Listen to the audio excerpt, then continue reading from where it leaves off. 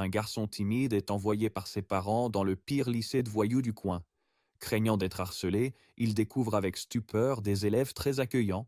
Il se dispute même pour lui faire visiter les lieux, et en regardant autour de lui, il remarque qu'il n'y a pas le moindre acte de violence nulle part. Pour la première fois, il commence à croire que sa nouvelle vie scolaire pourrait vraiment être heureuse. Ses espoirs s'effondrent après les cours quand ses camarades l'emmènent dans une arène de combat souterraine. Terrifié, il voit ses nouveaux amis rassemblés là, se battant pour se défouler. Figé par la confusion, il ne peut que rester là, silencieux. Le président du conseil remarque alors le nouvel arrivant et lui explique joyeusement la règle. La violence n'est autorisée que dans cette arène dédiée, mais le harcèlement sur le campus est strictement interdit. En d'autres termes, ici les élèves peuvent profiter à la fois d'une vie scolaire paisible et de l'excitation des combats. Avant même que le garçon ait le temps de comprendre ses paroles, le président le pousse sur la scène. Son adversaire n'est autre que Kong Tae-yang, un chef de première année à la carrure impressionnante. Voyant le colosse foncer droit sur lui, le garçon se met à transpirer à grosses gouttes. Des années de peur l'ont déjà profondément traumatisé par les Kaid, et la pression devient insupportable. Au final, il panique tellement qu'il vomit en plein sur le visage de Tae-yang. L'arène entière se fige une fraction de seconde, puis éclate de rire. Totalement humilié, la cérémonie d'accueil du garçon se termine de façon inoubliable et absurde. La foule immortalise Gilsu avec le pire surnom possible, pour toutes les mauvaises raisons. Gilsu s'essuie la bouche, les yeux pleins de larmes, certain n'avoir jamais été aussi humilié de sa vie. La honte le poursuit jusqu'au lendemain matin. Caché dans les toilettes fermées, les genoux contre lui, il écoute deux élèves se moquer de son accident. Chaque mot le frappe comme un coup. Son espoir d'une vie scolaire normale s'envole. Il essaye de trouver une bouée de sauvetage. L'école interdit la violence sur le campus, alors s'il évite complètement l'arène, il sera peut-être en sécurité. Ce plan ne tient qu'une trentaine de secondes, le temps qu'il tombe sur Jiang Shun en train de faire 1000 pompes avec deux élèves assis sur son dos comme sur un banc public. Chung remarque son regard, reconnaît Jilsu, et au moment où Jilsu balbutie qu'il ne veut pas participer à l'arène de combat, l'expression de Chung change. Il l'annonce à toute la classe avec l'autorité d'un décret militaire. Lee Jilsu perd la protection de l'arène. Jilsu ne saisit pas l'enjeu, jusqu'à ce qu'un élève aux longs cheveux noirs entre dans la classe, frappe son bureau, l'attrape par les cheveux et le brutalise. Sans la protection de la reine, Jilsu devient une cible facile. Sans règles ni limites, ce n'est pas un combat, c'est un massacre. Plusieurs élèves se jettent sur lui, le rouant de coups, jusqu'à ce qu'un genou s'écrase sur le visage de Jilsu, faisant gicler le sang sur son uniforme. Il s'effondre, presque inconscient, tandis que ses agresseurs restent debout, parlant du temps et évoquant son changement d'école suite à une agression passée. Le meneur s'accroupit et lui ordonne de venir dans sa classe à chaque pause. Cette ironie frappe Jilsu de plein fouet. La reine n'était pas une punition, mais une protection, un système contenant la violence. En refusant d'y participer, il est le seul pour qui la violence reste permise. Quelques jours plus tard, Gilsu s'assied en salle des profs et annonce à un enseignant déconcerté qu'il quitte l'école. Une semaine seulement. Le professeur soupire et le laisse filer. Gilsu sort sous le soleil couchant, la tête basse, s'excusant intérieurement auprès de ses parents d'être un fils aussi inutile. Il pense que c'est enfin terminé. Jiang Chung l'attend dehors. L'affrontement est bref et brutal. Chung n'a aucune patience pour la résignation de Jilsu. Il l'attrape par le col et le secoue en criant que se battre n'a jamais été une question de talent ou de technique. C'est une question de désespoir. Perds tes dents, mors avec tes gencives. Perds ta force, bats-toi avec tes trides. Il accuse Jilsu de ne même pas avoir la volonté de base de se défendre, puis le repousse et le traite de futur raté avant de s'en aller. Jilsu reste seul sur le trottoir, amer et brisé, se disant que cet homme qui n'a jamais connu la faiblesse ne peut tout simplement pas comprendre. Puis Kang In-hye apparaît en haut des escaliers avec sa bande, bloquant le chemin du retour. Il a entendu parler du projet d'abandon Square. Il traîne Jilsu par les cheveux dans un quartier d'entrepôt sombre, et la bande s'y met, coups de pied et de poing, méthodique et en riant. Entre deux coups, In-hye sort son téléphone et lit à voix haute l'adresse de Jilsu, numéro d'appartement compris, avec un sourire désinvolte. La violence ne se limite plus à l'enceinte de l'école. Le sanctuaire de Jilsu vient de s'évaporer en quelques mots. Deux sbires lui immobilisent et bas. In-hye lève son téléphone et prend une photo du visage tuméfié et couvert de larmes de Jilsu, promettant de la diffuser partout. Jilsu sombre, doutant de lui-même, se noyant dans l'obscurité étouffante qu'il pensait avoir fui. La voix de Chiong fend la brume. Si tu perds tes dents, mors avec tes gencives. Quelque chose s'allume. Jilsu hurle, un cri brut guttural dément, et les brutes éclatent de rire. Mais dans ses convulsions, sa main frappe le téléphone des mains d'In-hye, qui se brise sur le béton. Profitant de la distraction, Jilsu se jette en avant et mord In-hye comme une bête acculée. In-hye hurle et lâche prise. Jilsu est repoussé et tombe, mais se relève en sang, tremblant, refusant d'être une victime. Si tout doit finir ici, il entraînera quelqu'un avec lui. Il aperçoit du sable répandu sur le sol de l'entrepôt à l'endroit où il est tombé et le ramasse machinalement. Quand la bande se ressaisit et fonce sur lui, il leur jette la poussière en plein visage. Le blond et l'acolyte aux cheveux violets reculent, se griffant les yeux. Le chef de la bande comprend, une demi-seconde trop tard, que le gamin a fait exprès de ramasser le sable. Jilsu n'attend pas. Il s'élance dans le couloir, courant vers la lumière et le bruit, et fait irruption dans l'arène de combat à la poitrine haletante et le visage en sang. Chung se détourne du ring, surpris.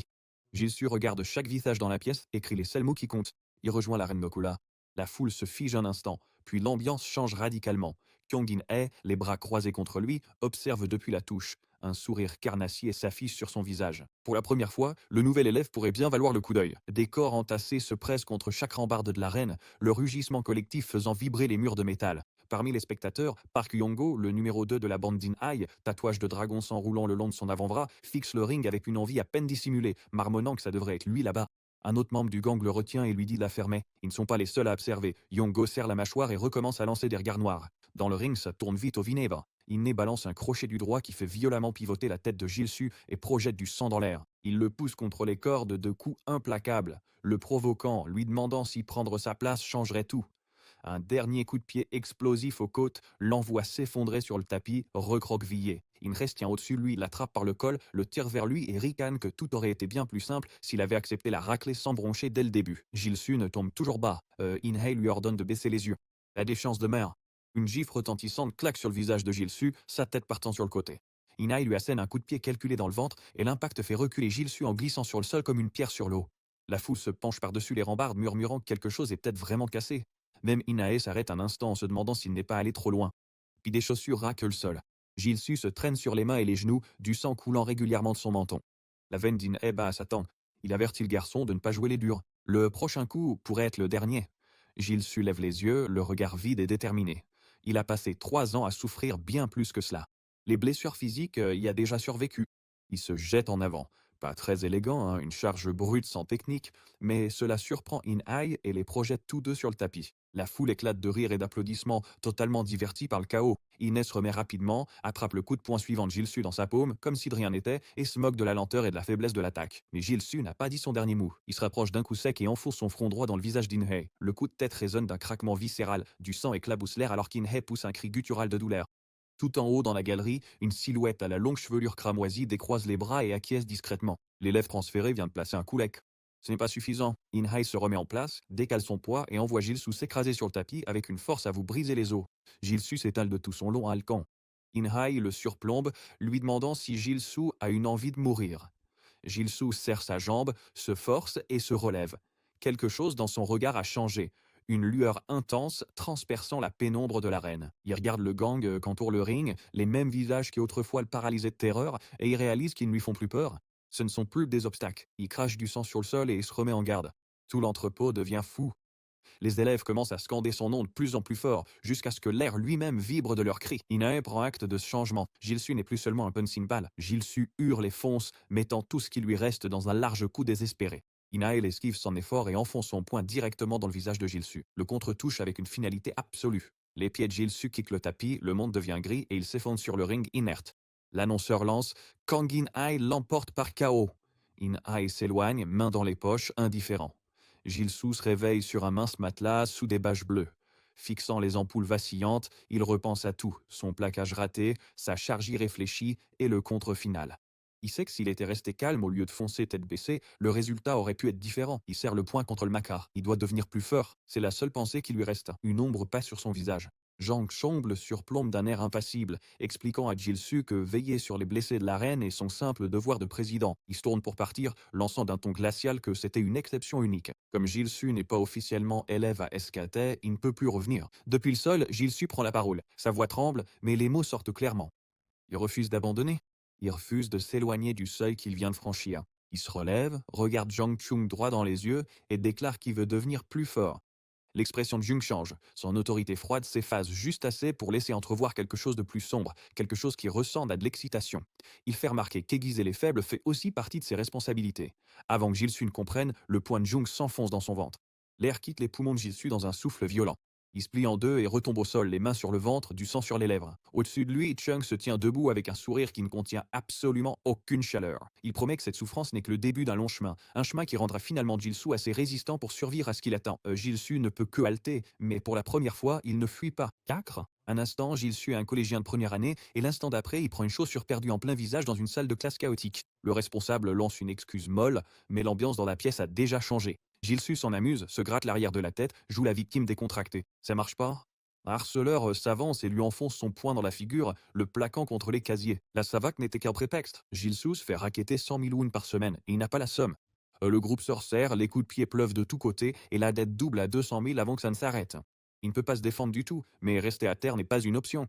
Gilles Su va voir le président du conseil des élèves, un gars immense avec des cheveux rouges foncés en bataille et un sourire qui annonce tout de suite le danger. Il s'incline profondément et supplie qu'on le forme, décidé à ne plus être une victime.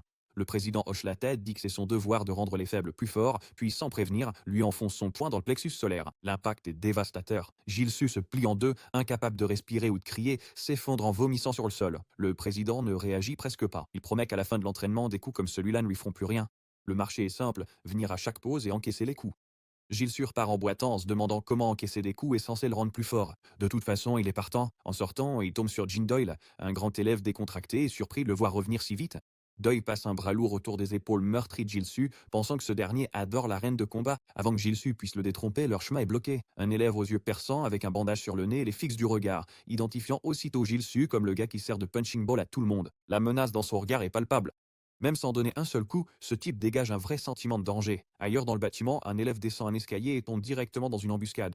Un groupe de grands bloque son passage, leur chef appuyé contre la rambarde avec un air suffisant et moqueur. Il se moque du garçon parce qu'il est revenu, puis laisse tomber la comédie, se penche tout près et lui murmure qu'il pourrait vraiment le tuer la prochaine fois. L'élève continue d'avancer, les jointures blanchies sur la sangle de son sac, mais une fois qu'ils sont passés, la rage s'enflamme. Il se jure, les dents serrées, qu'il deviendra fort. Perdre face à des types comme ça, c'est fini. Le toit du lycée des 6 portes est devenu sa salle de torture personnelle.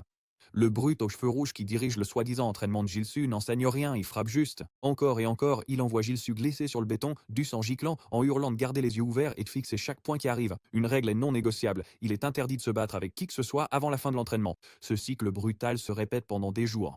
Pendant ce temps, de l'autre côté de la ville, Kang In-hai sort d'un match de boxe avec une victoire qui ne le satisfait clairement pas. Des spectateurs à proximité commettent l'erreur de bavarder bruyamment sur son précédent combat contre Gilles Su, plaisantant sur des coups de tête et une soi-disant attaque vomitive. Iné entend chaque mot, se retourne lentement et lance un défi d'un calme glacial ou plus bruyant qui se confond aussitôt en excuses paniquées. Iné les bouscule et commence à se renseigner. Personne n'a vu Gilles Su pendant les pauses. Ça fait l'effet d'un coup de poing dans le montre. Gilles Su a complètement arrêté de venir à la laine. De retour en classe, un élève massif officialise la chose. Gilles Su n'a plus la protection de la reine. C'est la chasse ouverte. Au même moment, le gars au nez bandé rassemble sa bande autour d'une idée sordide, s'en prendre aux plus faibles et les utiliser pour accélérer leur propre progression. Cette nuit-là, Gilles Su arpente les rues, l'esprit en ébullition. Il ne cesse de repenser à l'écart immense entre lui et le monstre qui l'entraîne. Courir et encaisser les coups commence à lui sembler insuffisant. Il se pousse encore plus, se répétant qu'il doit évoluer plus vite pour survivre. Puis une moto rouge déboule à toute vitesse et il se perfute. Gilles Su s'étale sur l'asphalte. Le chef de la bande, un type à chignon, tout en arrogance et en menace, descend de sa moto et passe directement à l'attaque. Il accuse Gilles Su d'avoir rayé le carénage de sa moto et exige 5 millions de wons pour les réparations. Quand Gilles Su proteste, disant qu'il a failli être écrasé, il est jeté au sol par les cheveux pendant que la bande rit et l'accuse faussement. Allongé sur le bitume, Gilles Su porte la main à sa joue. La douleur est sourde et lointaine. Il n'a pas peur. Le motard leur lève et laisse tomber la comédie. Oublie les 5 millions, il veut tout ce que Gilles Su possède, point final. Mais alors que le voyou s'emporte, l'esprit de Gilles Su repense au prédateur aux cheveux rouges sur ce toit. Comparé à ça, ce type n'est rien. La main de Gilles Su jaillit et attrape le poignet du motard.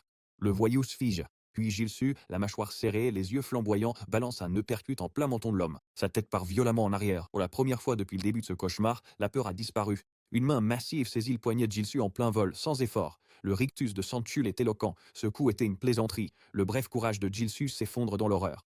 La panique prend totalement le dessus. Sans aucune vraie technique sur laquelle s'appuyer, Gilles Su se met à agiter les bras dans tous les sens, moulinant désespérément et sans coordination, juste pour garder Sangchul à distance. Les spectateurs regardent la scène, partagés entre la confusion et l'ennui. Sangchul est presque hilar, traite toute la scène de sketch comique, puis y met fin d'un seul coup de poing lourd en plein visage de Gilles Su. Le sang gicle dans l'air et le combat est pratiquement terminé avant même d'avoir commencé. Les sbires se ruent aussitôt, immobilisant les bras de Gilles Su contre son corps pour qu'il ne puisse plus bouger. Sanchoul prend son temps, lent, méthodique, enfilant des points américains sur ses doigts avec le calme de quelqu'un qui sait déjà comment tout cela va finir. Il ne se précipite pas. Il fait un monologue. Les minables comme Gilles Su oublient leur place et Sanchoul compte bien lui rappeler la leçon à sa façon. Il ordonne à sa victime de serrer les dents et le poing américain amorce son mouvement. Ça n'atterrit jamais. Une ombre tombe d'en haut. Quelque chose fend l'obscurité comme un missile et une botte s'abat sur le visage de Sangchul avec une force fracassante. Les dents volent. Du sang gicle. Le tyran qui avait tout sous contrôle est projeté en arrière et heurte le sol avant même de comprendre ce qui se passe. Une seule faute. Faite, sa domination effacée en un instant. Gilles Su reste là, un pansement sur la joue, les yeux écarquillés, complètement perdus. Une voix tranchante fond le chaos et le ramène à la réalité. Une silhouette familière atterrit et se redresse d'un seul mouvement fluide. Jean Doyle, il n'a même pas l'air stressé, il analyse toute la situation en une seconde, repère Gilles Su au centre de tout ça, et ce fameux sourire complice s'étire sur son visage. Les voyous comprennent que leur cible facile vient de recevoir du renfort sérieux. Le voyou aux cheveux en épis n'attend pas, il fonce en balançant un grand coup sauvage. Doyle bouge à peine. Il se penche juste assez pour que le poing siffle à côté de sa joue, puis envoie ses propres jointures droit dans la figure du type en une contre-attaque nette et immédiate. L'impact est précis et brutal. Le sang gicle et Gilles Su s'effondre. Un autre voyou se précipite juste derrière lui, bâton à la main. Il ne parvient jamais à frapper une seule balle. Doyle se baisse, explose vers le haut et son poing frappe l'homme en plein sous la mâchoire avec la force d'un piston. Les dents se dispersent. Le corps devient complètement mou. Il s'affaisse sur l'asphalte comme un poids mort. La jeune fille qui accompagne le groupe tremble, voyant tous ses camarades se faire démanteler un par un en moins d'une minute. Elle se met à hurler des menaces, brandissant leur statut de premières années les plus fortes du lycée technique Ginsang, comme si cela avait une quelconque importance ici. Sa voix monte de plus en plus aiguë. Puis Sang-Chul, toujours au sol, le visage embouilli, la fierté brisée, lui dit d'arrêter. Sa voix tremble. Ses yeux sont fixés sur un petit emblème sur la veste de Doyle, une tête de lion cerclée d'or. Lycée Six Gates. Le groupe réalise soudainement. Leur arrogance s'envole. Ils savent ce que cette école produit. Ce ne sont pas de simples élèves. Ce sont des monstres. C'est tout ce qu'il faut. En quelques secondes, tout le monde s'affole, traînant leurs potes à moitié inconscients sur les motos. Les moteurs rugissent, des nuages d'échappement blanc envahissent la ruelle et ils disparaissent dans la nuit sans un seul regard en arrière. Doyle regarde la fumée se dissiper, puis se tourne vers Gilles Su avec une expression entre l'inquiétude et la stupéfaction sincère. Il lui demande comment il a pu se retrouver mêlé à des types aussi minables. Gilles Su ne répond pas. Il fixe le dos docile, le cœur battant, incapable d'associer le gars décontracté du lycée à la force de la nature qui vient de neutraliser 4 types sans effort. Plus tard, il s'installe sur un escalier en béton, l'air frais contrastant avec la chaleur de leur peau. Les sourcils de Doyle se lèvent quand Gilles Su évoque son entraînement avec Jang Chung. Il est vraiment surpris. Il voit que Gilles Su prend l'arène au sérieux. Mais Gilles Su minimise, avoue qu'il se sent encore faible, qu'il ne fait que travailler son endurance et encaisser les coups sans savoir riposter. Doyle rit aux éclats. Il évoque le shadowboxing qu'il a aperçu plus tôt, Gilles Su qui lançait des coups de poing dans le vide. Il qualifie ça de tape à l'œil, avec un ton qui laisse clairement entendre que ce n'est pas un compliment. Gilles Su enfouit son visage dans ses mains, submergé par la honte. La défiance de Gilles Su est écrasée presque instantanément. Son meilleur coup de poing atterrit sur le visage de Sang-Chul et n'a absolument aucun effet. Sang-Chul lui attrape le poignet en plein vol, le fixe avec ce sourire froid et lui demande en gros si c'était censé faire mal. L'horreur qui remplace la bravade de Gilles Su est immédiate. Il s'est entraîné à encaisser les coups, pas à les rendre, et maintenant il paie le prix de cette lacune en temps réel. La panique prend le dessus. Leur chef aux traits acérés se tient près d'un tonneau en feu, une cigarette à la main, totalement indifférent. Il explique l'arène à son équipe, où chacun règle ses comptes sans distinction de rang, mais en réalité un système pour les lâches spectateurs qui ne saignent jamais. Puis il va droit au but. Lee Jil-soo a montré la fragilité de ce confort.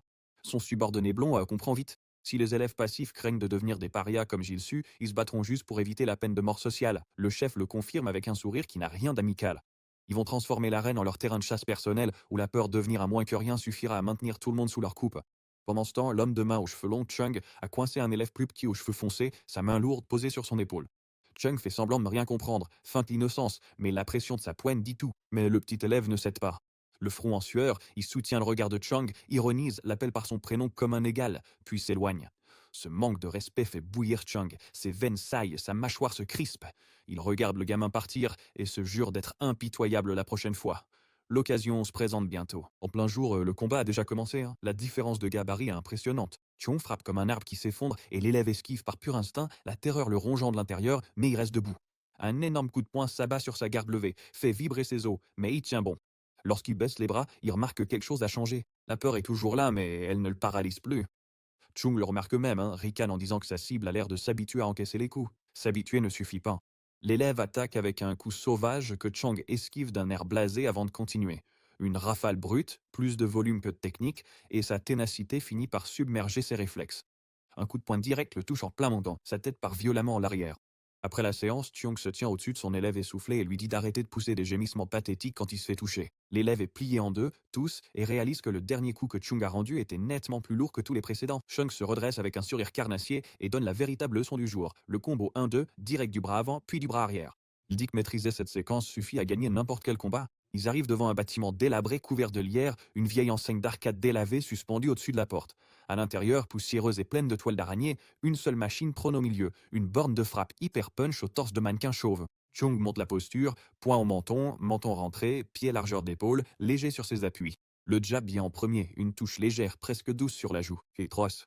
Il pivote les hanches, transfère tout son poids et la main arrière touche sa cible. L'onde de choc déplace physiquement l'air dans la pièce. L'élève sursaute comme si un coup de feu venait d'être tiré. Le tableau de score grimpe exactement à 0,001. L'élève s'avance, imite la posture, place le jab, pivote les hanches et envoie le cross. Le coup semble solide. Il lève les yeux, attendant quelque chose. Le tableau de score reste bloqué à 0,001. Chung Balesa dans ton sec. La machine est en panne depuis des années et n'enregistre rien en dessous d'une puissance précise et dévastatrice. La démonstration, on l'a fait passer à 0,002. Puis Chung désigne le haut de l'affichage, 9999. Il se tourne, les yeux plissés, et lance l'ultimatum, trouver sa propre technique et ne parvenir tant que ce score n'est pas atteint. De retour à l'école, Yongo a déjà commencé sa campagne de harcèlement. Dans le couloir, il bouscule accidentellement Gilsu et fait voler son téléphone, son excuse sarcastique dissimulant à peine ses véritables intentions. Quand Gilsu réplique, le masque jovial de Yongo tombe aussitôt et il propose de régler ça dans l'arène. Ça coupe net, Gilsu. Il baisse la tête, prend la faute sur lui et laisse Yongo l'annoncer bruyamment à tous ceux qui sont autour. Yongo s'éloigne satisfait en qualifiant ça d'accident maladroit. À la cantine, Gilsu mange seul, faisant mentalement le calcul du nombre de coups qu'il a donné à la machine sans marquer un seul point. Un plateau se renverse, soupe, riz, accompagnement, tout atterrit directement sur sa tête. Yonko est là-haut, tout sourire, demandant où Gilsu disparaît à chaque pause. Puis la tape dans le dos, soi-disant affectueuse, fait l'effet d'un coup de poing. Les yeux de Yongo brillent de sadisme quand il demande à Gilsu s'il lui a manqué. Quand Yongo tend la main, une autre surgit et lui saisit le poignet. La poigne de Gilsu est un étau. Ses jointures cailleuses et cicatrisées blanchissent. La voix de Chung résonne, l'interdiction de la reine tenant toujours, mais la nourriture dégouline encore sur son visage. Son choix est fait. La tête baissée et les yeux dans l'ombre, Gilsu lui ordonne de la fermer entre ses dents serrées. Il est en train de manger, puis un plateau surgit de nulle part et vient s'écraser de toutes ses forces en plein visage de Yongo.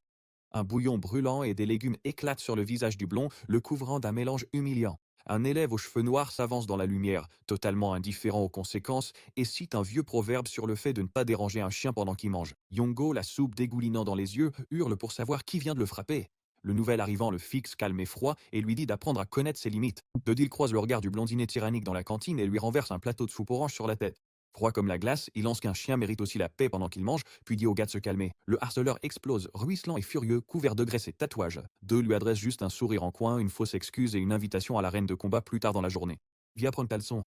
Dehors, Doi se rince à une fontaine, tandis que son ami baisse la tête, culpabilisé. Il pense que Doi s'est sacrifié pour le couvrir. Doi balaye ça d'un revers de main immédiatement. Ce n'était pas de la charité. Ça fait longtemps qu'il veut faire tomber le gang de Kang In-hee. Il en a marre de les voir utiliser l'arène comme terrain de chasse pour ceux qui ne peuvent pas se défendre. Il s'installe sur un banc et l'ambiance change. Doi reconnaît que ces voyous ciblent les faibles, masquant leur cruauté.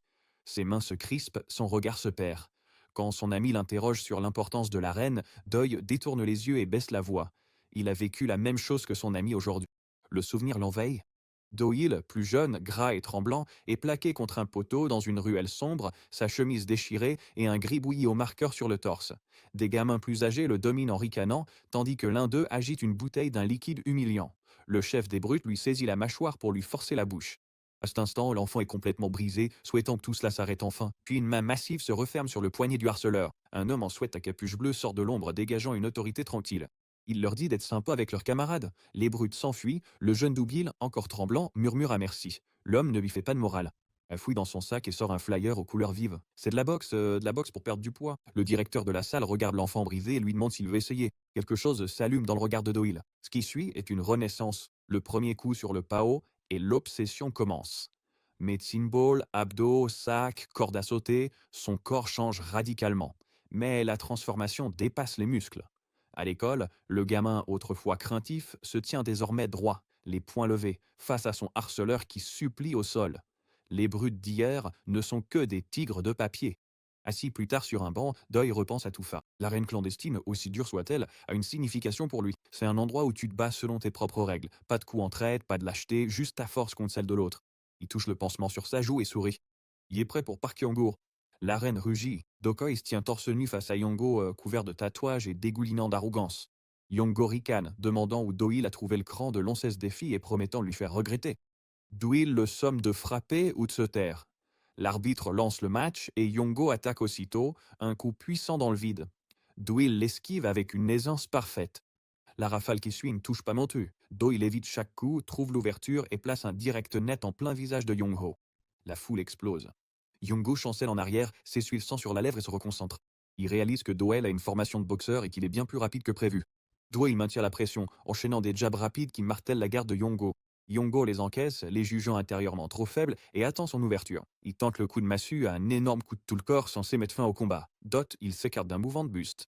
Yongo se déséquilibre et Doi place un contre en remontant qui fait violemment basculer la tête de Yongo dans une gerbe de sang. Dans les gradins, le gamin en survêtement vert hurle. On murmure partout Doyle a-t-il toujours été aussi dominateur? L'invincibilité de Yongo s'effondre. Il abandonne toute stratégie et passe en attaque totale, lançant des crochets qui ne touchent que le vide. Doyle esquive chacun d'eux en dansant et assène à Yongo une vérité glaciale. Si tes coups rapides ne touchent pas, tes coups lents sont déjà mornés. Il ponctue la leçon d'un direct sec au visage, puis porte le coup final, une frappe précise et dévastatrice qui envoie Yango s'écraser au sol. Dozil se tient au-dessus de lui, les yeux glacés, et lui ordonne de partir et d'arrêter de polluer l'arène. Là-haut, sur le balcon, un homme en chemise blanche observe toute la scène dans un silence total. Alors Yango sourit, un sourire ensanglanté, tordu et inquiétant. Il admet que le match de boxe est terminé, mais que le vrai combat ne fait que commencer. Il se relève, adopte une posture totalement différente, lève le genou et arme son poing. Il n'était pas seulement boxeur, il ne l'a jamais été. Il dit à Doyle de venir et la nature même du combat change en un instant. Yonko s'élance avec des excuses moqueuses et assène un coup de pied qui frappe les côtes comme une batte en acier. Tout le squelette de Doyle en tremble. Il recule, choqué, non seulement par la vitesse, mais aussi par la force surnaturelle du coup. Il essaye de mettre de la distance. Yongo est déjà. Do lève les bras pour bloquer le prochain coup de pied, pensant pouvoir l'encaisser, mais il est projeté contre le poteau d'angle à la place. L'impact est catastrophique. Yongo enchaîne aussitôt avec un coup de pied marteau dévastateur et Doyle croise les avant-bras pour l'arrêter. Les os se fondent sous la force du coup. Quelqu'un dans la foule hurle son nom. Yongo recule juste assez pour le provoquer, roule des épaules et défie Doyle d'avancer. Doyle tient bon, haletant, essayant de comprendre pourquoi les coups de pied sont à un niveau complètement différent des coups de poing. Yongo arme son corps et Doyle se fige pour encaisser un autre coup, mais il ne vient pas. Un poing traverse sa garde ouverte. Yongo l'inonde de coups et Doyle ne suit plus les mains, ses yeux fixant toujours les jambes. Chaque coup porte parfaitement. Yongo rit, savourant pleinement le chaos qu'il a orchestré. Doyle, la mâchoire renvoyée en arrière, parvient à halter une question sur les règles de l'arène. Yongo le rabroue avec mépris et balaie ses tibias d'un low kick qui fait tomber Doyle à genoux. Ses jambes ne répondent plus du tout. Yongo arme un dernier high kick, murmurant un adieu glacial, et Doyle lève les yeux complètement à bout. Tout s'arrête net lorsqu'un membre du conseil des élèves de 3e année, Eo Gunang, s'interpose entre eux. Il signale une faute. Attaquer un adversaire à terre est contraire au règlement. Yongo claque la langue, agacé que le spectacle soit interrompu, mais s'éloigne. En partant, il parcourt la foule du regard, repère le garçon en survêtement vert et promet que l'arène ne fera que devenir plus divertissante. La menace fonctionne, le gamin est ébranlé. Ce soir-là, le garçon en survêtement vert aide Douama à boiter pour s'éloigner. Il grimace sous la douleur physique, mais admet que la défaite fait bien plus mal que les blessures. Il est furieux que sa défaite va encore plus gonfler l'équipe de Yonko. Il repasse le combat dans sa tête. Il était en train de gagner jusqu'à ce que ce coup de pied change tout. La force de ce coup était insensée et le hante encore. Devant un immeuble, Doule lui propose de l'eau en remerciement. Le survêtement vert refuse, prétexte une urgence et file sur le trottoir sans dire où il va. Scène suivante, une salle de classe. Deux nouvelles recrues nerveuses offrent à Ina une paire de baskets en boîte pour le remercier de les avoir acceptées dans le bang. On est leur jette à peine en regard. Le talent avant la gratitude, c'est sa règle. Il leur dit de faire leurs preuves et ignore complètement leurs gestes. Yongo rentre, fraîchement bandé, et informe In-Ae que Lee Jil-soo n'est pas venu à l'école. Le reste de l'équipe pense tout de suite que Jil-soo est une cible facile, mais In-Ae les arrête net. Bad Jin Doyle, c'était le message qu'il fallait faire passer. Tous les élèves de première année qui admiraient Doule sont désormais terrifiés, et s'en prendre à une petite cible maintenant ne ferait que casser leur élan. La hiérarchie est en place, il est temps de viser plus haut. La bande débarque dans un coin tagué, où des terminales costauds traînent en fumant et jouant aux cartes. Leur chef, Son Sok-woo, lève les yeux hostilement. Invei s'avance et s'incline poliment, mais moqueuse. Il leur dit qu'ils sont juste venus se présenter. Les terminales éclatent de rire. Les premières années, totalement insignifiant. Inae sourit, puis lâche en la génération légendaire de mon frère. L'ambiance change instantanément. So cool fixe alors que tout s'éclaire dans sa tête. Ce gamin, c'est le petit frère de salaud. La reconnaissance attise sa rage au lieu de le rendre prudent. Il se jette sur lui, attrape Inae à la gorge et le secoue en hurlant sur son arrogance. Un âne a juste l'air de s'ennuyer. Étranglé, il parle à travers la poigne d'une voix posée. Il avoue qu'il mène un combat solitaire depuis longtemps, sans véritable adversaire. Puis son regard devient prédateur, et toute la dynamique s'inverse en un instant. So cool sent une vague de véritable danger émane du gamin qu'il croyait avoir maîtrisé. L'homme plus âgé se fige, les pupilles dilatées. Pendant ce temps, sur le toit au coucher du soleil, un élève à la cravate desserrée suit une silhouette imposante aux longs cheveux roux, Lee Jil-soo, et insiste pour que l'école sévisse contre l'arène de combat. Il y en a assez de voir les premières années abuser du règlement et ne peut plus rester les bras croisés. Il lâche l'information play. Le meneur, c'est le petit frère de Kangin Hae. Les règles s'appliquent à tous, peu importe la famille, insiste-t-il, exigeant de savoir si Jil-soo compte vraiment ne rien faire. Jil-soo s'arrête et tourne légèrement la tête. Sa réponse est cynique. Même s'il intervient et règle cette situation précise, est-ce que la reine redeviendra vraiment ce qu'elle était? La question n'a pas de vraie réponse et elle laisse l'autre élève sans voix. Puis, le téléphone de Gilles Su vibre. Plus tard dans la nuit, dans un endroit appelé club de jeu, la lumière est tamisée et la pièce sent la sueur et les machines cassées. In-Hei est affalé par terre, torse nu, adossé à une borne d'arcade Hyper Punch, complètement vidée. Son téléphone vibre, un appel entrant de Lee Gil-soo. Il a à peine la force de le regarder. La porte s'ouvre. Gil-Su remplit l'encadrement de l'appart. Il commence par une réprimande. On avait dit à In-Hei de ne pas prendre contact avant d'avoir accumulé à 7 points. En le voyant par terre, Gil-Su suppose qu'il a échoué. Puis ses yeux se lèvent vers la machine. La cible en forme de mannequin est détruite, déchirée, cabossée, pratiquement démontée. Le tableau d'affichage indique 9999, le score maximum absolu. La machine est hors service. In-Hei lève les yeux du sol, pâle et trempé, mais ses yeux brûlent comme des fils électriques à nu. Il lève la main, enflée, à vif, la peau arrachée par du millier de coups. Il ne parle pas de la douleur. Il ne s'excuse pas d'avoir pris contact. Direct, apprenez-moi, souffle-t-il. La leçon suivante, le gamin en survêtement vert ne partira pas à pied. Il court comme si sa vie en dépendait, parce qu'en un sens, c'est le cas. Il traverse le quartier en sprintant à toute allure, l'image du visage moqueur de Yongo gravée dans son esprit comme une marque au fer rouge. Il arrive dans une salle d'entraînement, se place devant une machine à coups de poing ultra résistante et lance son premier coup. L'affichage indique 2. C'est humiliant, mais il ne scie pas. Il se dit que 10 000 coups, même faibles, peuvent finir par briser une montagne. Lee Gil-Su l'observe depuis la main. Il ne le ménage pas. Il lui fait remarquer froidement que la machine n'enregistre que les coups qui ont du poids et lui dit de trouver sa propre technique. Le garçon s'observe. Il est léger, sans poids à projeter, alors il s'écarte, abaisse son centre de gravité et pivote le buste pour effectuer le mouvement. Le compteur grimpe à 3. Ce n'est presque rien, mais c'est à lui. Les heures s'évaporent. Le soleil se couche, la lune se lève et le garçon continue son chemin. Il enlève sa chemise, la peau trempée, et se lance dans un rythme brutal. Inspirer, expirer, répéter. Ses jointures se sont fourmillées, des traces de sang maculent la surface du mannequin. Il ne s'arrête pas, le compteur grimpe à travers les centaines, dépasse les 1000, monte de plus en plus, jusqu'à ce qu'un dernier coup dévastateur fasse basculer l'affichage à 9999. Il s'effondre contre le socle de la machine complètement épuisé. Lorsque Gilsu s'approche, le garçon lève les yeux du sol, meurtri mais souriant, et demande la prochaine leçon. Gilsu commence à le prévenir que la suite sera encore pire, mais le gamin dort déjà, la tête posée contre la poitrine de Gilsu avant même qu'il ait fini sa phrase. Gilsu le rattrape sans un mot, un regard discret de respect traversant son visage. Il laisse le garçon dormir. Le repos, reconnaît-il, fait aussi partie de l'entraînement. Pendant ce temps, de retour à l'arène, l'ambiance est tout autre. Yongo se tient sur le ring, son tatouage de dragon saillant alors qu'il se moque de la maigre foule, défiant quiconque d'oser l'affronter. Puis un membre du conseil des élèves de deuxième année, Choi Se-kwon, s'avance avec un mépris glacé dans le regard. Il jauge le tatouage de Yongo et déclare froidement que ce tatouage est déjà une raison suffisante pour se battre, et que Yongo lui-même a déclenché des bagarres pour des motifs bien plus idiots. La confiance de Yongo vacille. À côté, un autre membre du conseil resserre son brassard et ne veut plus rester les bras croisés. Œil pour œil, dent pour dent.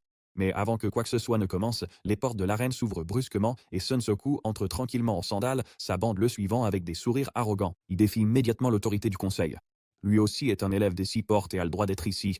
Le conseiller exige son départ après son dernier incident. Seoku se penche et lui dit de se détendre et de profiter de la soirée. Puis Kang In-Hai entre, cheveux noirs et sourire carnassier, savourant le malaise du conseiller.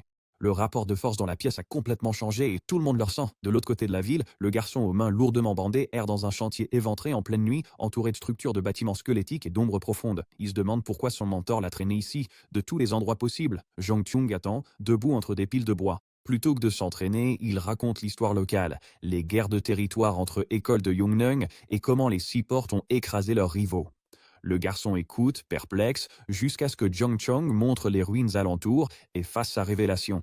Ils se tiennent en plein cœur du territoire du lycée technique Jinsang. Jong Chong expose des choses clairement. Les guerres ouvertes entre écoles, c'est de l'histoire ancienne, mais mettre les pieds sur le territoire de quelqu'un reste une provocation directe. Puis il saisit un cadenas, le claque sur le portail et dit au garçon que la sortie du fond est ouverte, mais qu'il devra l'atteindre par ses propres moyens. Les vrais combats sont les meilleurs professeurs. Il se retourne et ça va. Le garçon s'agrippe au barreau de la grille et hurle après lui, mais Jong Chong a déjà disparu. Le bruit des moteurs perce la panique. Une lourde botte frappe le biture. Un groupe de silhouettes sort de l'éblouissement des phares, les meilleurs élèves de première année Jinsang Technique, menés par un gamin avec un chignon et un pansement sur le nez. Il reconnaît immédiatement l'intrus et s'illumine d'une joie sadique. Il enfile des poings américains, attrape le garçon par les cheveux et lui tire violemment la tête en arrière, s'attendant à y lire une terreur pure. Mais ce qu'il découvre à la place, c'est un garçon dont les lèvres bougent doucement, rapidement, répétant en boucle tous les enseignements reçus. Le garçon lève ses poings bandés à hauteur du menton, rentre le menton derrière sa garde et prend une position stable, les pieds écartés à la largeur des épaules, le poids bien réparti, les genoux souples. Puis il assène un coup de poing sec en plein visage du leader, brisant net sa prise. Avant quiconque puisse réagir, il déplace tout son poids vers l'avant et assène un coup de grâce d'une puissance phénoménale qui soulève le leader et l'envoie s'écraser au sol, inconscient avant même de toucher le sol. Du sang gicle, la poussière retombe. Le groupe est stupéfait. Le garçon se tient là, calme, le regard sur ses bandages ensanglantés. Un sourire en coin apparaît sur son visage, le sourire de celui qui a enfin compris. La force qu'il cherchait était déjà là. Il n'avait qu'à frapper assez fort pour la trouver. L'arène est presque vide maintenant. La plupart des élèves ont fui quand de vrais prédateurs ont franchi la porte. Reste un cercle, un délégué à moitié conscient, et Gun Hang serrant la gorge d'un autre. Le gamin halète, suppliant pour sa vie. Gun Hang sourit, se moquant de leur faiblesse et savourant chaque seconde. Puis un homme mince, torse nu, enjambe les cordes et lui dit d'arrêter de se vanter et de trouver quelqu'un qui en vaille la peine. Gun Hang jette le conseiller comme un déchet. Du bord du ring, Inae sourit en coin, notant que l'arène est vide et sans loi. Il n'y a plus rien à protéger ici. Il suggère de régler leurs affaires ailleurs, dans un lieu sans la façade d'un club sportif. Gun Hang fixe le seigneur torse nu et lui dit de passer un message à Jiang Chung. Les vrais hommes se battent dans de vrais endroits, pas dans des terrains de jeu. Le défi plane lourdement dans l'air. Pendant ce temps, dans la rue, Sang Tul est en plein milieu de quelque chose de moche. Ses bandages blancs sont déjà trempés de sang et un homme gît brisé à ses pieds. Un autre voyou se jette sur lui et lui assène un coup violent au visage. La tête de Shul pivote sous l'intact, c'est tout. Il regarde à nouveau le type avec un regard glacé, ignore complètement le coup, puis commence à démolir le reste du groupe. Un coup de pied haut ici, un direct là, chaque coup porté avec une telle détermination que même les adultes cessent de bouger. Des corps jonchent le trottoir. Un gars reste là hébété, incapable de comprendre ce qui vient d'arriver à sa bande. Puis une fille en uniforme scolaire sort de l'ombre, chaque mot dégoulinant de mépris. Elle le traite d'imbécile et lui demande s'il comprend dans quoi il vient de mettre les pieds. Derrière elle, un mur de silhouettes s'étend, au moins une douzaine de gros bras avançant en formation coordonnée. Leur chef repère la filiation au Sport et veut en finir. Sang-Chul évalue la situation. Terrain découvert, 12 hommes. C'est un arène mort. Son regard balaie le chantier et s'arrête sur une moto de sport orange et blanche. Il est dessus avant que Kiko ait le temps de réaliser. La fille lui hurle dessus et il l'ignore complètement. Le moteur rugit, mais la moto est plus lourde qu'il ne l'imaginait. Elle fait des embardées, vacille, zigzag, alors qu'il s'efforce de la maintenir bien droite. Les voyous explosent de rire. Leur chef se moque de la scène, vraiment gêné pour lui. Les rires s'arrêtent. Au moment où Sang-Chul appuie sur l'accélérateur, il n'a pas l'intention de la conduire quelque part. Il la lance droit au centre du groupe et saute au dernier moment. La machine traverse la foule et fait plonger les corps dans tous les sens. Dans le chaos, il plante ses pieds et envoie un direct au premier homme qui tente de se relever. Il crie pour qu'on lui laisse un passage, l'obtient, puis disparaît dans les ruelles. Il est rapide, mais pas imprudent. Il sait qu'en un contre un, il peut les battre, mais la cour ouverte était un piège et il a besoin de murs. Il lève les yeux vers une tour d'appartement à moitié construite qui domine le chantier et prend sa décision. Il s'élance à l'intérieur. La bande le suit, pensant l'avoir acculé. Il s'arrête sur un palier étroit en béton, se retourne et lève sa garde. La cage d'escalier rétablit l'équilibre. Ils ne peuvent l'attaquer qu'un par un, et il a l'avantage de la hauteur. Il leur sourit et leur dit de se dépêcher. Le premier assaillant encaisse un coup de poing en pleine mâchoire. Le groupe suivant est balayé en bas des marches comme des dominos. Sang-Chul les provoque depuis le palier, leur disant d'accélérer pour qu'ils puissent en finir et partir. Puis un bol en plastique rouge vole dans les airs et éclate contre son front. Des nouilles aux haricots noirs et de la sauce explosent sur son visage, l'aveuglant une demi-seconde. Cette demi-seconde suffit. Un coup de pied sauté d'un terminal aux cheveux violets, en uniforme impeccable, projette Chul contre le mur avec une force à vous briser les os. Le terminal atterrit, s'époussette et râle à voix basse à propos de son repas gâché. Il ne finit pas le travail. Il donne 10 minutes à ses subordonnés pour maîtriser le garçon. Enhardi, la bande se rue sur eux. Les coups pleuvent, tandis que Sang-Chul se recroqueville et se protège. Le vieil homme observe avec un ennui détaché et réduit le temps à 5 heures. Puis Sang-Chul explose. Il jette un ravisseur par-dessus la rambarde, en écrase un autre contre le béton et se jette sur le vieil homme avant même que celui-ci puisse comprendre ce qui se passe. Son genou percute directement la mâchoire du seigneur aux cheveux violets. Le garçon plus âgé dégringole en arrière tout le long de l'escalier, heurtant chaque palier et s'effondre en bas. Sang-Chul saute par-dessus la rambarde, atterrit à l'étage inférieur et adresse un dernier sourire moqueur tandis que le seigneur, en sang, pointant un doigt tremblant, hurle à ses hommes restants de ne pas le laisser s'échapper. Sang-Chul a déjà disparu. Il surgit sur le chantier à ciel ouvert, courant à toute allure vers la porte arrière, persuadé que tout est fini. Puis seul se met à trembler. Un seul phare perce l'obscurité. Une moto s'arrête en glissant de côté juste devant lui, traînant derrière elle un corps inconscient attaché à une corde, comme un trophée. Le motard descend de sa moto. Cheveux verts, t-shirt de sport moulant, véritable force de la nature. Il regarde Sang-Chul avec stupéfaction. Il n'arrive pas à croire que ces hommes aient perdu face à quelqu'un qui ressemble à ça, puis son expression devient plus sombre, plus menaçante. Un sourire tordu s'étire sur son visage. Il avoue avoir un faible pour les choses mignonnes, et la façon dont il le dit rend l'atmosphère plus glaciale. Voici Wang Yuk-jin, le chef du lycée technique Jinsang, et il regarde Sang-Chul comme un loup regarde une proie qu'il a décidé de savourer. Wang Yuk-jin se tient à côté de sa moto comme s'il avait tout le temps du monde, observant le protagoniste avec ce rire doux et dérangeant. Il trouve le gamin minime. Ce mot seul écœure Sang-Chul. Il ne cherche pas d'adversaire, c'est un prédateur en quête d'un jouet. Les voyous battus par Sang-Chul réapparaissent en titubant. Yuk-jin les regarde et se moque de leur défaite. Le lycéen aux cheveux violets s'avance et affirme qu'ils vont s'en occuper. L'attitude de Yuk-jin change radicalement en un instant. Un immense serpent spectral surgit derrière lui, ses yeux verts flamboyants, et l'intention meurtrière qui émane de lui est si intense que l'air devient du béton. Il leur dit, d'une voix calme et sans appel, de ne surtout pas toucher à sa proie. Tout le monde se fige. Song-chul jauge la pression, notant que Yuk-jin est plus menu que Jong-chung et décide d'agir avant que l'occasion ne passe. Il fonce en avant, enchaînant direct et crochet. Le jab ne touche rien. Yuk-jin recule la tête avec une précision déconcertante et désinvolte, le poing fend dans l'air sans rien atteindre. Il sourit, amusé que le garçon ait eu ce cran, puis il se baisse brusquement, attrape la jambe de Sang-chul et le soulève dans les airs avec une facilité terrifiante avant de le plaquer violemment au sol. Un nuage de poussière explose vers l'eau. Sang-chul a à peine le temps de ressentir l'impact qu'Yuk-jin le saisit par le col et le projette à nouveau au sol, sa tête partant en arrière, du sang éclaboussant la terre. Il reste là, goûtant le fer dans sa bouche, certain que la fin est proche. Un des sbires de Jin-sang commence à urgent. Yuk-jin le fait taire immédiatement. Il sait que ces garçons seront les prochains sur la liste une fois que ce sera fini. Yuk-jin soulève Sang-chul du sol par la gorge, ses pieds effleurant à peine la terre, et l'encourage à se débattre davantage, à être plus mignon. Poussé par le désespoir, Sang-chul lève la jambe et enfonce la semelle de sa chaussure directement dans le visage d'Yuk-jin. Il lui réplique aussitôt le traitant de nabo. La malice disparaît du visage d'Yuk-jin comme l'eau d'un verre qu'on vide. Ce qui remplace cette expression est bien pire, une fureur froide et concentrée, enracinée dans des années de moquerie sur sa taille. Ce mot est un arrêt de mort pour lui et tout le monde le sait. Sang-chul tente de se libérer, mais Yuk-jin esquive avec fluidité, redirige sa force, puis le plaque violemment au sol. L'étranglement en triangle se referme, jambes verrouillées sur le cou et le bras de Sang-chul. La prise est hermétique. Dans la vision vacillante de Sang-chul, le monde se dissout en l'image d'un serpent colossal qui lui broie la vie, des yeux jaunes brillant dans l'obscurité. Tout en maintenant l'étranglement, Yuk-jin assène des coups de poing sur son visage sans défense, chacun projetant un peu plus de sang dans l'air, lui demandant sans cesse s'il est toujours considéré comme mignon. Les autres voyous voient leur chance et disparaissent dans l'ombre, laissant Sang-chul complètement seul. Puis, venu de quelque part au fond de son passé, un souvenir refait surface, le poids d'un avant-bras sur sa gorge, des garçons plus âgés pariant sur le nombre de secondes de conscience qui lui restait. À cette époque, il avait découvert une astuce de survie secrète, repliant son auriculaire contre son cou pour protéger l'artère carotide et s'offrir quelques secondes de plus.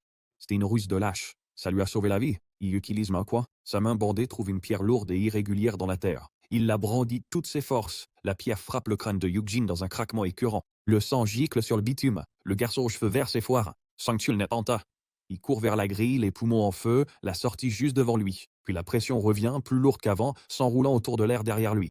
Une voix trempée d'affection maniaque demande où va son mignon. Il se retourne. Yuk-jin est debout, le sang collant ses cheveux, un sourire fou fendant son visage, les yeux grands ouverts et vides. Il se jette en avant comme une chose qui refuse tout simplement l'idée d'être arrêtée, puis une lumière explose immense, dorée, prenant la forme d'un lion rugissant qui écrase de sa taille tout le chantier.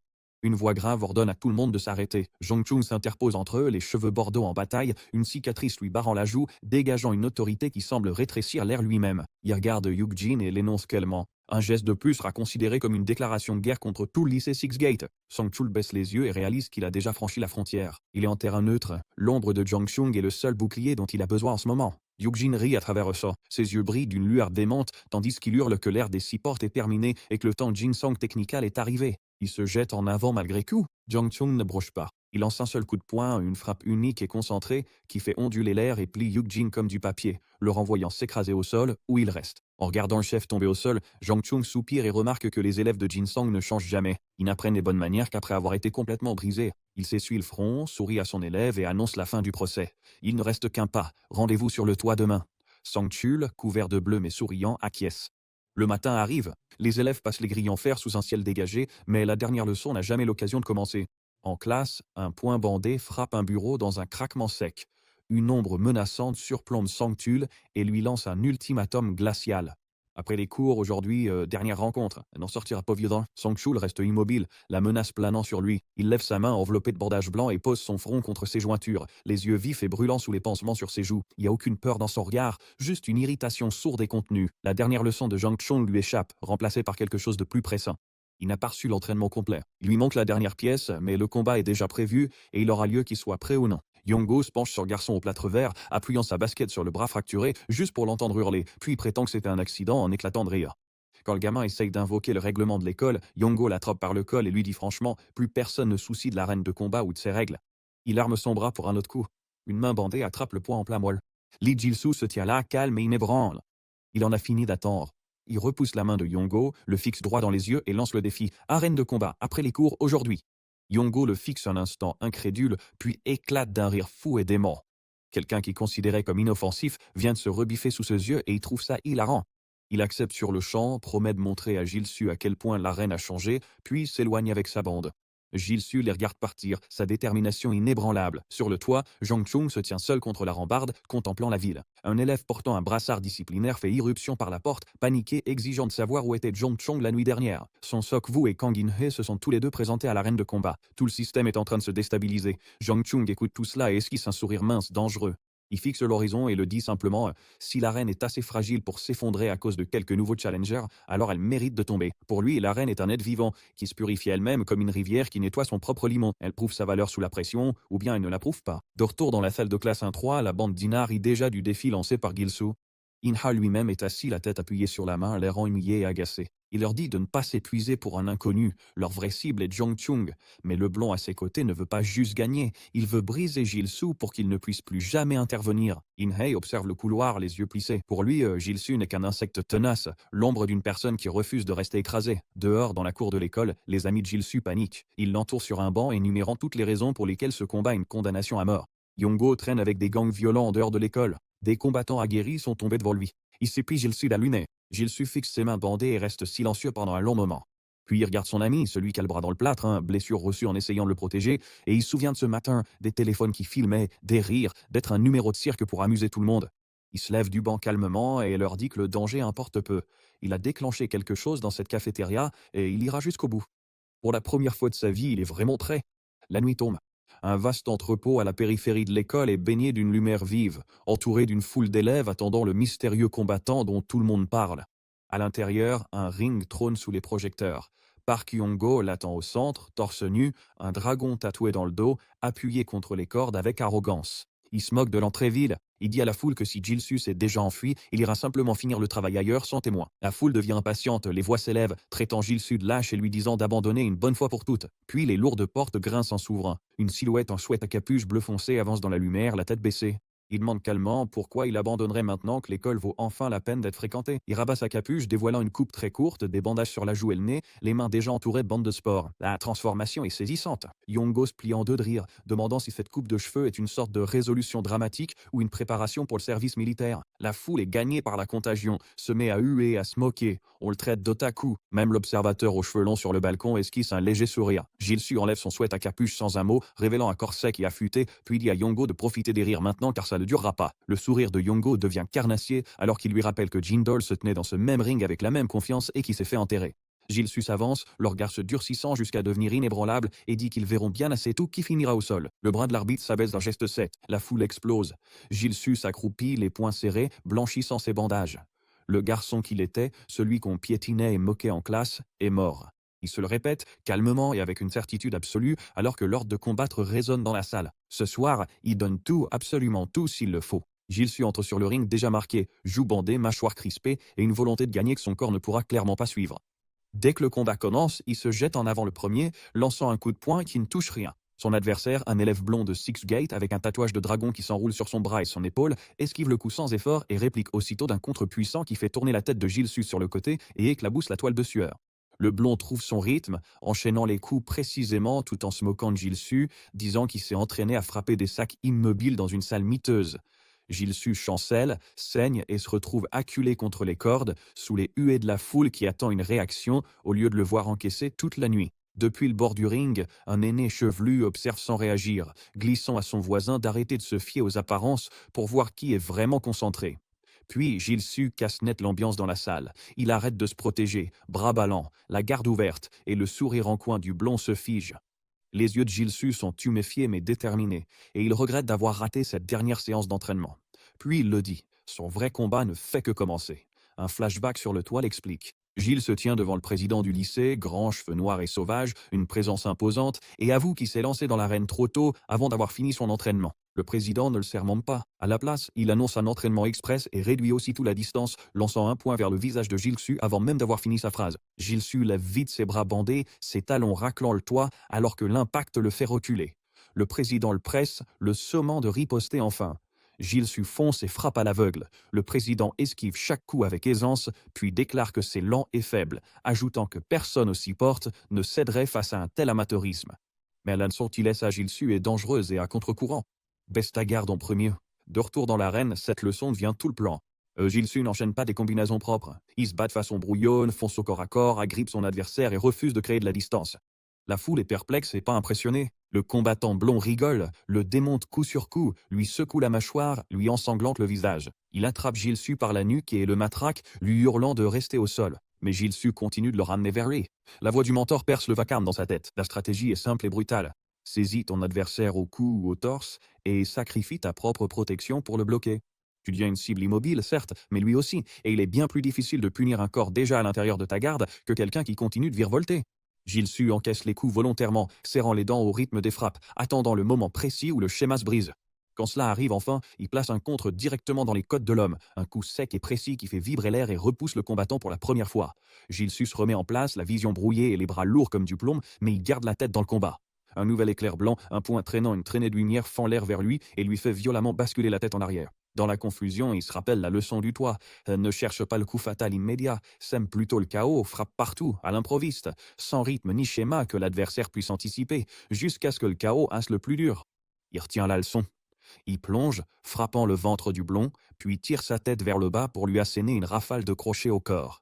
Les tatouages semblent moins fiers maintenant. La technique soignée s'effrite sous la pression étouffante de la boxe sale à courte distance. Le combattant halète. Sa garde baisse d'un rien simplement à cause de l'épuisement, et Gilsu le remarque. Il se projette en avant avec tout ce qui lui reste d'énergie, mais alors que cette dernière charge touche sa cible, une lueur blanche brille dans les yeux du combattant blond. Ce rictus revient.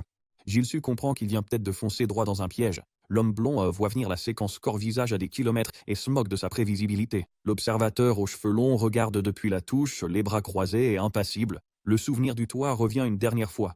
Oublie les exercices, les schémas et toutes les techniques propres apprises à la salle. Les vrais combats, c'est le chaos. La seule façon de s'en sortir, c'est une pression implacable, brutale, animale, jusqu'à ce qu'une ouverture finisse par apparaître d'elle-même. Et là, une main bandée surgit derrière la nuque du combattant blond et tire violemment. La panique envahit ses yeux. Ce jab n'était qu'une feinte, et il a foncé tête baissée. Il fixe le visage ensanglanté de Gilsu, se demandant si tout était calculé. Puis Gilsu rugit, guttural, jetant ses dernières forces, abaisse la tête de l'homme et fonce en avant. Sueur et sang jaillissent quand le coup à bout portant frappe et que le combat se termine en un choc violent. Le poing de Gilsu trouve la mâchoire de Park Yong-ho sans prévenir. Un coup précis envoyant l'homme tatoué valser en arrière, criant une insulte désespérée en tombant pour tenter de garder le contrôle. La foule qui n'a cessé de se moquer de Gilsu pendant tout le combat se tait d'un coup. Puis elle explose vraiment fort. Son nom résonne contre les murs alors que les gens réalisent que le nouvel élève qu'ils avaient sous-estimé n'est en fait pas comme les autres. Gilsu se tient au centre du ring, trempé de sueur, les bandages sales, haletant, mais son regard est fixe et mortel. Il dit à Yongo de se préparer parce qu'ils ne font que commencer. Yongo se relève en catastrophe, se persuade que le coup était un coup de chance et fonce à nouveau. Mauvaise idée. Gilsu l'accueille précisément, un direct au menton, puis deux autres lui renversant la tête. Les experts qui observent doivent l'admettre. L'élan a quitté Yongo et appartient désormais à Gilsu. Yongo crache du sang, l'orgueil brisé, sentant le regard d'un observateur aux cheveux noirs sur la passerelle au-dessus. Il ne fait pas que perdre et il se fait humilier devant tout le monde. Cette honte déclenche quelque chose en lui. Il recule, change de garde et lève un genou en position de coup de pied spécialisé, déclarant qu'il a fini de plaisanter. Gilsu anticipe et fonce au ras du sol pour réduire la distance avant l'armement du coup. Échec. La jambe balai large et puissante frappant Gilsu sur le côté de la tête avec une force qui ne semble pas humaine. Du sang et de la salive giclent dans l'air. Gilsu roule au sol, la tête qui tourne, et avant même qu'il puisse se ressaisir, Yongo est déjà sur lui, ses poings s'abattant comme des boulets de canon, brisant sa garde, meurtrissant ses côtes, lui grognant de connaître sa place et de rester à terre. Il n'y a aucun rythme à déchiffrer et aucune ouverture, juste une pression implacable et écrasante. À travers la douleur, un avertissement de son ami Daoul refait surface. Il lui avait dit que les jambes de Yongo étaient anormales. Ce n'était pas un entraînement classique, mais amélioré. Chaque coup frappe comme du fer. Gilsu en fait maintenant l'amère expérience. La douleur est trop dense, trop concentrée, ce n'est pas naturel. Yongo se dresse au-dessus de lui, persuadé que la peur a déjà gagné le combat, exigeant qu'il supplie. C'est la pire chose à dire. La cruauté de Yong-ho rejoint celle des harceleurs, des bourreaux de Gilsu, le même monstre. Et comme toujours, Gilsu refuse de céder. Il trouve un mince espace, se baisse et pivote. Et il fouette sa jambe dans le flanc de Yongo avec tout ce qui lui reste d'énergie. La provocation meurt dans la gorge de Yongo alors que ses yeux s'écarquillent de stupeur. Gilsu s'effondre au sol et se replie en une coquille défensive serrée, dos exposé, membres rentrés, ne présentant que les parties les plus protégées de son corps. Ça aère humiliant. La foule éclate de rire, pointe du doigt, crie, demande ce que diable est censé être cette technique. Yongo ricane et assène de puissants coups de pied qui percutent l'arrière-train et le bas du corps de Gilsu pendant que la reine se moque. Un spectateur ne rit pas. L'observateur aux cheveux noirs plisse les yeux et note silencieusement que les fessiers font partie des groupes musculaires les plus rembourrés du corps. Cette attitude pathétique est en fait la défense la plus logique pour Gilsu. Yongo se lasse de ce manège et s'apprête à frapper Jilsu à la tête, grognant qu'il devrait défendre l'essentiel. Le coup de pied décrit un large arc lent et Jilsu en suit chaque centimètre du regard. Il a déchiffré le schéma. La puissance de Yongo est énorme, mais plus il charge son coup de pied, plus il s'expose et plus la récupération est lente.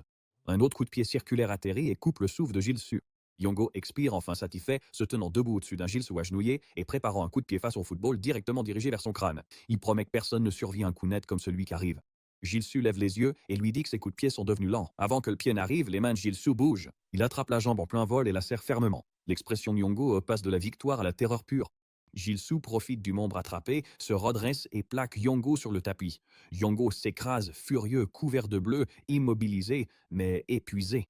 Jilsu l'observe attentivement et remarque enfin l'anomalie qu'il ressent depuis le début du combat. Chaque coup porté par Yongo a une densité qui n'appartient pas à un muscle humain. Et maintenant, alors que les mouvements de Yongo deviennent lourds et lents sous l'effet de la fatigue, un minuscule éclat métallique accroche la lumière de l'arène. Une brève et vive étincelle sous l'ourlet de son pantalon sombre. Tout s'éclaire d'un coup. Jilsu n'hésite pas une seconde. Sa main bandée jaillit et agrippe le tissu de la jambe de pantalon de Yongo. Le visage de Yongo se vide de toute couleur.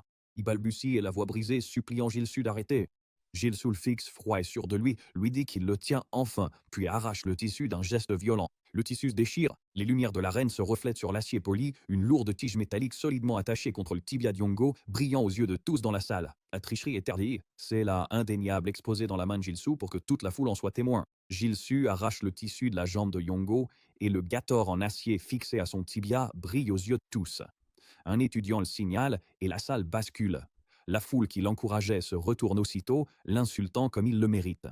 Sur le balcon, un homme roux observe avec un sourire carnassier et refuse d'intervenir d'un geste. Pour lui, c'est déjà terminé. Jilsu n'attend pas.